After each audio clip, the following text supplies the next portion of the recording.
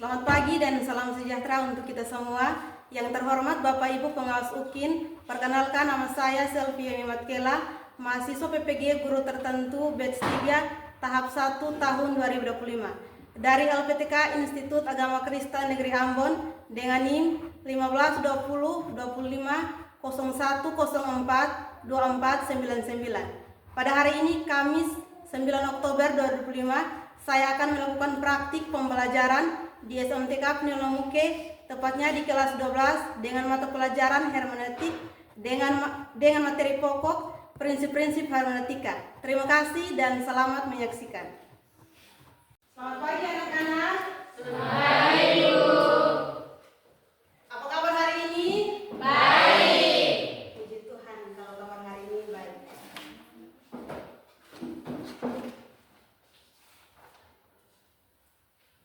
Baik anak-anak, sebelum kita mulai dengan kita punya materi hari ini, kita akan berdoa dulu, dan doa ini akan dipimpin oleh salah satu siswa.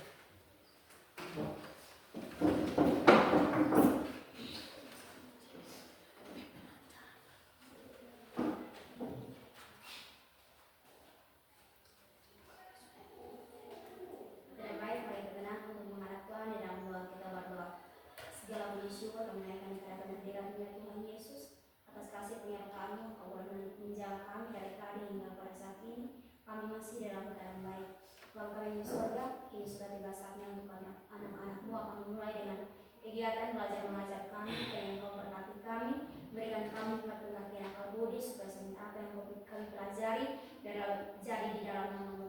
Dan kami berdoa juga buat ibu guru yang akan menyampaikan materi kepada kami, kiranya Engkau memberkati hamba-Mu, sembunyikan hamba-Mu di belakang salib-Mu, supaya sementara apa yang hamba-Mu memberikan kepada kami jangan mengandalkan kekuatan kemampuannya sendiri, tetapi otoritas Allah yang selalu merapi hamba-Mu. Terima kasih ya Tuhan Yesus, ini menjadi doa dan permohonan kami. Ampuni setiap salah dosa kami, karena hanya dalam Tuhan Yesus Kristus kami datang dan berdoa kepada Bapa di surga. Terima kasih, haleluya, amin. Baik, terima kasih. Silakan duduk kembali.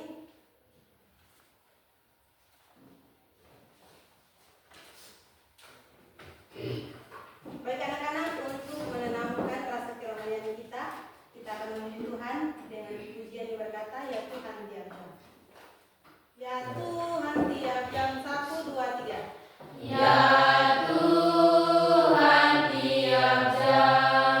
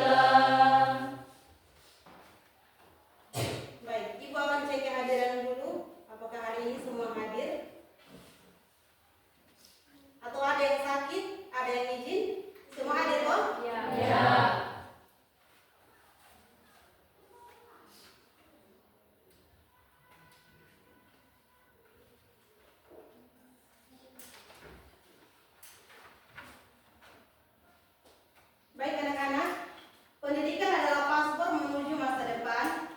Jangan berhenti belajar, karena belajar bukan tentang menguasai segalanya, tetapi dapat memahami hal-hal yang baik. Karena itu, belajar dengan tekun agar hasilnya akan memuaskan, dan jadilah peserta didik yang haus akan ilmu.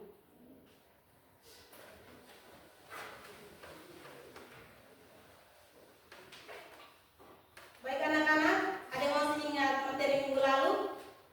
masih. Materi minggu lalu kita tentang apa?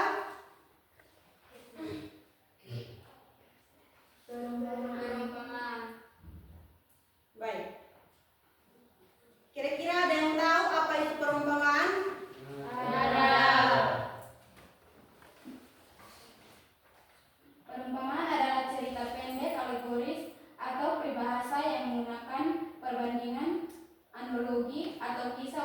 menyampaikan pelajaran moral, etika, atau spiritual dan bertujuan untuk memberikan kebijaksanaan, merangsang pemikiran, dan menginspirasi tindakan yang benar.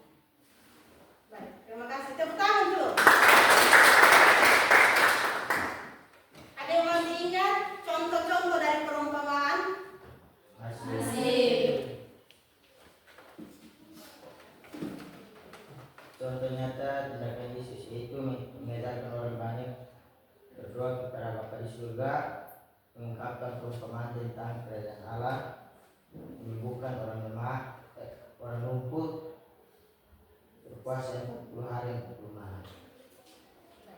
Tepuk tangan. Baik anak-anak, itu materi kita minggu lalu. Materi kita hari ini tentang prinsip-prinsip hermeneutika umum dan khusus.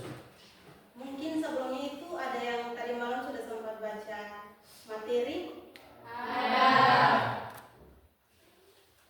Ada yang tahu prinsip-prinsip hermeneutika? Prinsip hermeneutika ada dua, yaitu prinsip umum dan prinsip khusus. Prinsip umum berbicara tentang menafsirkan menurut konteksnya. Prinsip khusus berbicara tentang mempelajari kata-kata kiasan dan gaya bahasa. Baik anak-anak, hari ini kita akan belajar tentang menerapkan prinsip-prinsip hermeneutika.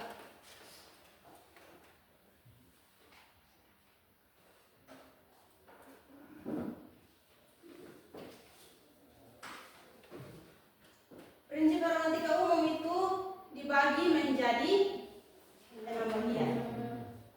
Yang pertama, menafsirkan menurut konteks. Yang kedua, mempelajari arti kata aslinya. Yang ketiga, memahami tata bahasanya. Yang keempat, menangkap maksud atau tujuan penulisnya. Yang kelima, mempelajari latar belakangnya. Dan yang terakhir, menafsirkan ayat dengan kata.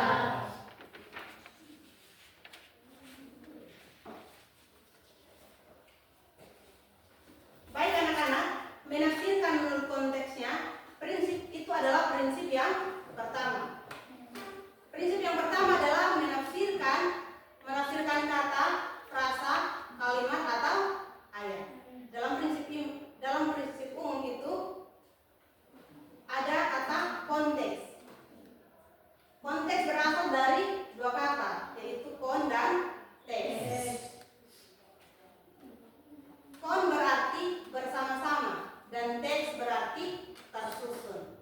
Jadi konteks berarti sebagai hubungan pikiran yang menyatukan sebagian konteks dekat atau konteks keseluruhan tulisan dalam konteks jauh yang sehubungannya dengan Alkitab.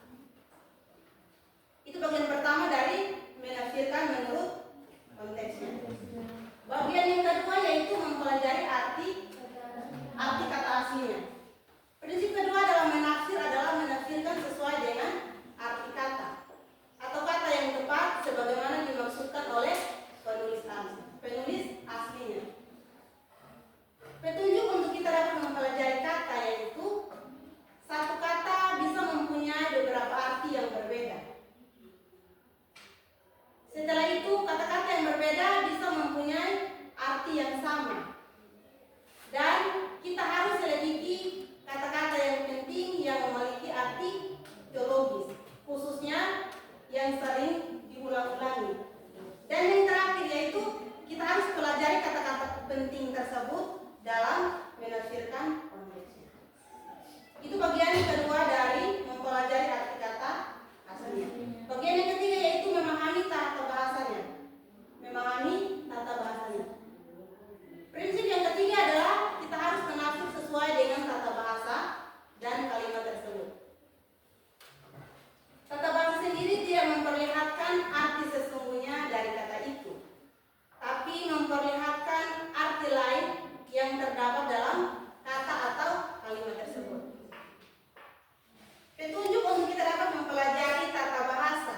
Yang bagian pertama, kalau ada bagian atau kalimat yang tidak jelas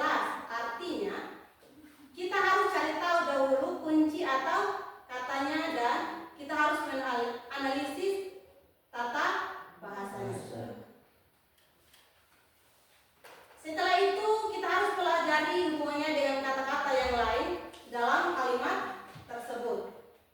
Dan kita harus pelajari juga bentuk-bentuk katanya, khususnya dalam susunan kata kerja bahasa aslinya. Bahasa aslinya itu Ibrani dan Yunani. itu bagian ketiga dari memahami tata bahasa asli. Bagian yang keempat yaitu menangkap maksud atau tujuan penulisan. Prinsip yang keempat adalah menafsir. Kita harus menemukan tujuan dan maksud penulis Alkitab. Petunjuk dari kita harus mempelajari maksud atau tujuan Alkitab, yaitu kita harus perlihatkan kalimat-kalimat yang mengandung kata sambung atau supaya atau sebab.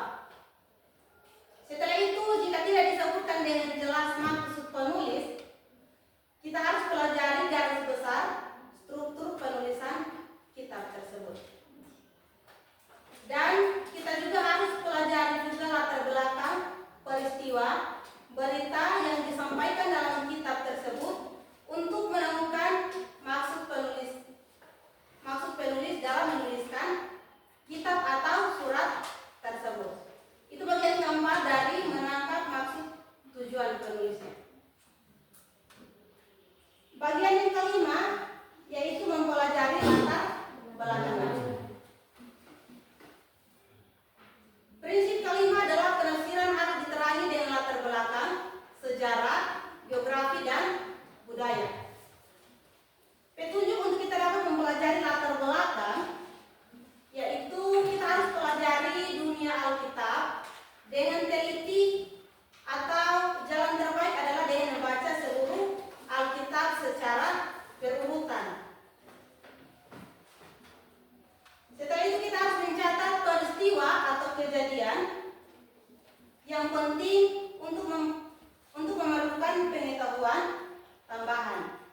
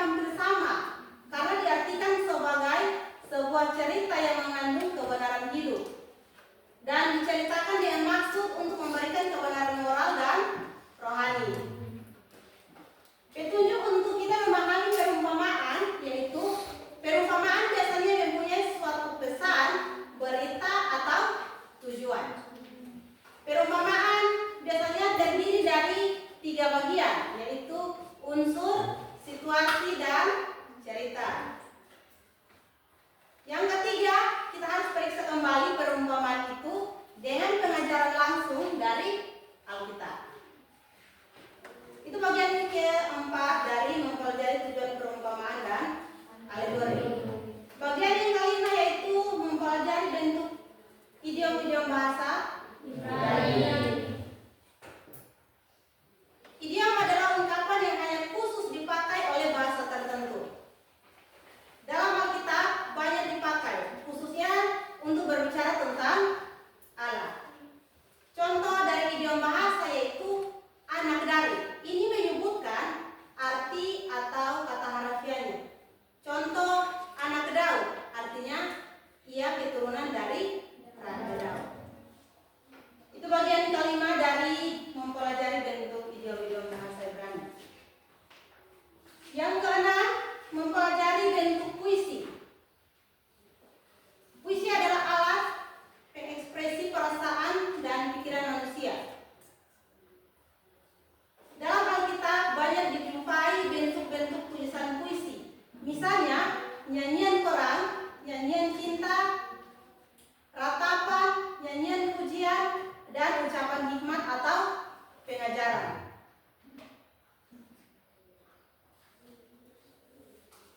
Bentuk-bentuk untuk kita mempelajari dari bentuk puisi yaitu paralel atau sinonim, yang artinya mengandung ide yang searti. Setelah itu paralel antesies atau mengandung ide yang bertentangan. Itu bagian dari mempelajari bentuk puisi. Bagian yang ketujuh yaitu mempelajari nubuatan.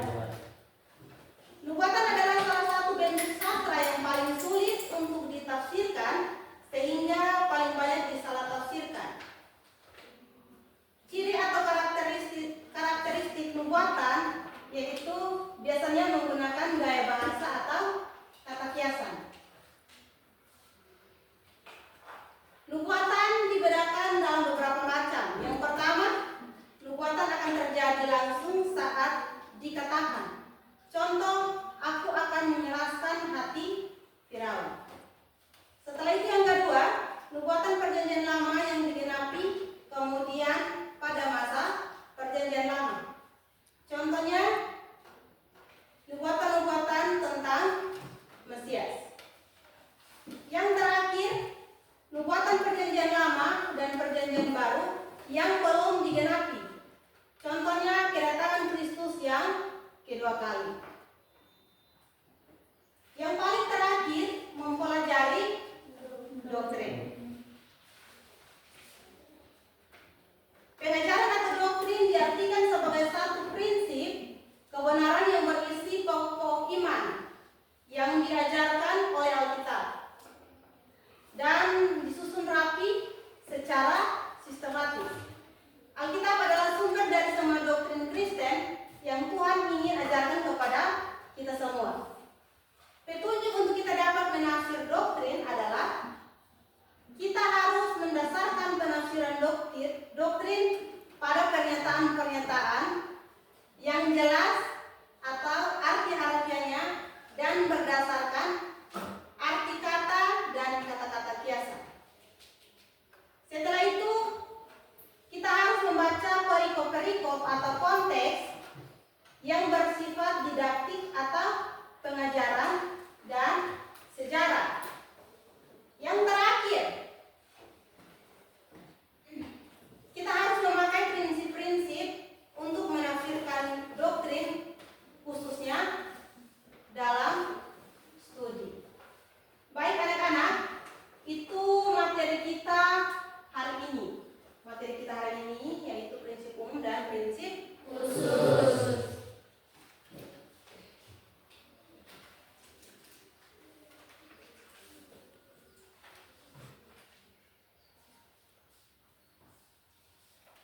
Baik, kita akan mendiskusikan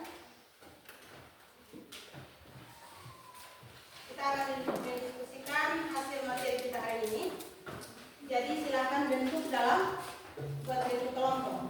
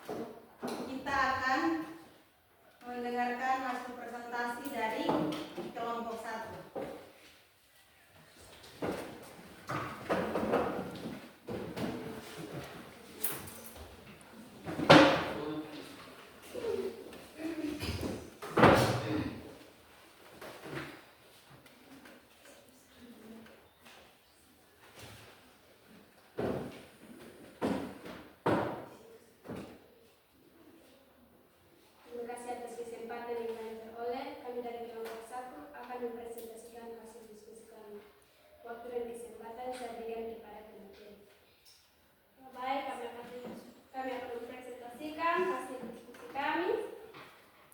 Yang pertama, jelaskan secara terperinci kata konteks yang dibagi dalam 4 bagian. Yaitu yang pertama, konteks seluruh Alkitab. Yang kedua, konteks perjanjian. Yang ketiga, konteks kitab. Yang keempat, konsep perikop.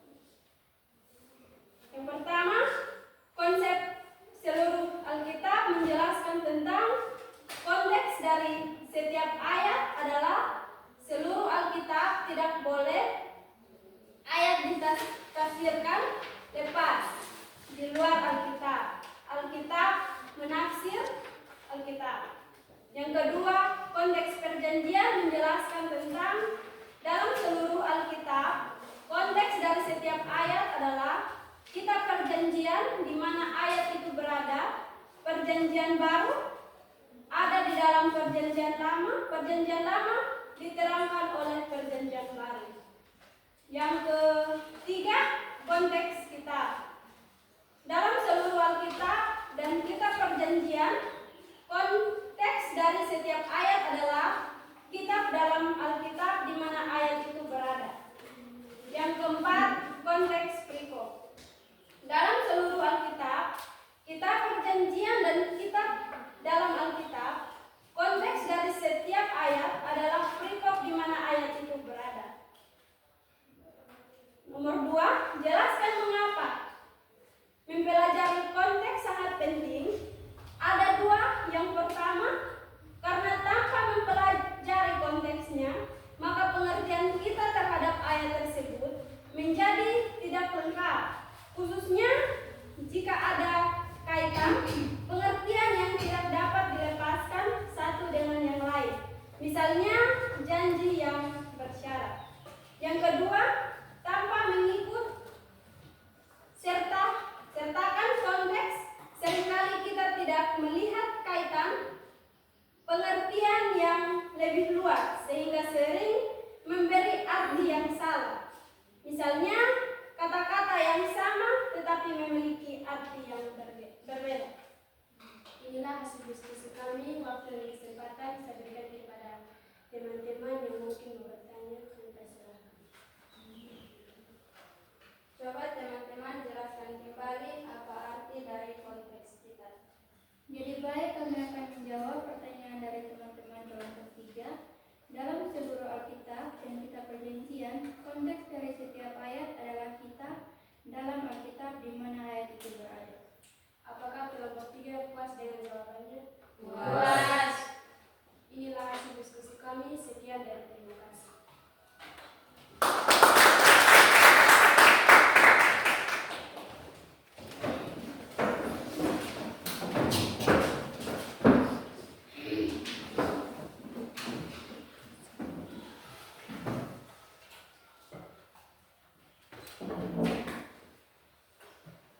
Baik anak-anak, prinsip umum hermeneutika itu berfokus pada penafsiran teks secara universal atau secara umum, seperti pentingnya makna literal. Sedangkan prinsip khusus hermeneutika itu dia menerapkan kembali penafsiran pada gaya sastra secara spesifik seperti perumpamaan atau puisi untuk mengungkapkan makna yang lebih mendalam.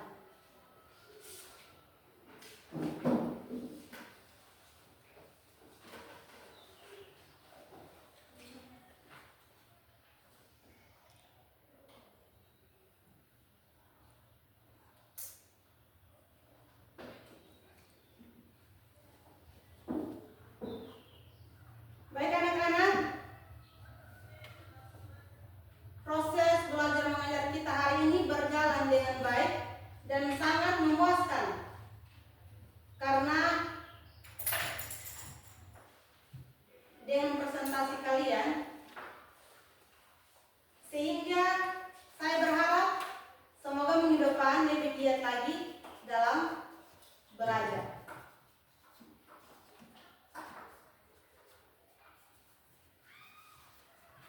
Sebelum kita mengakhiri kita punya kegiatan belajar mengajar hari ini, Ibu akan kasih tugas.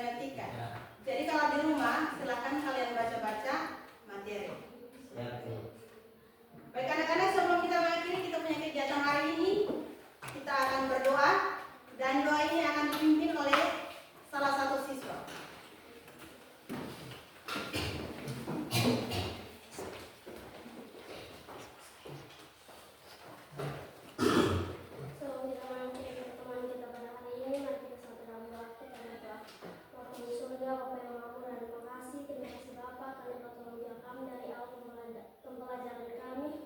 Pertengahan yang kami boleh mengakhirinya dengan baik dan selamat Bapa. Bapa, inilah badan harapan kami. Terima kasih. Amin.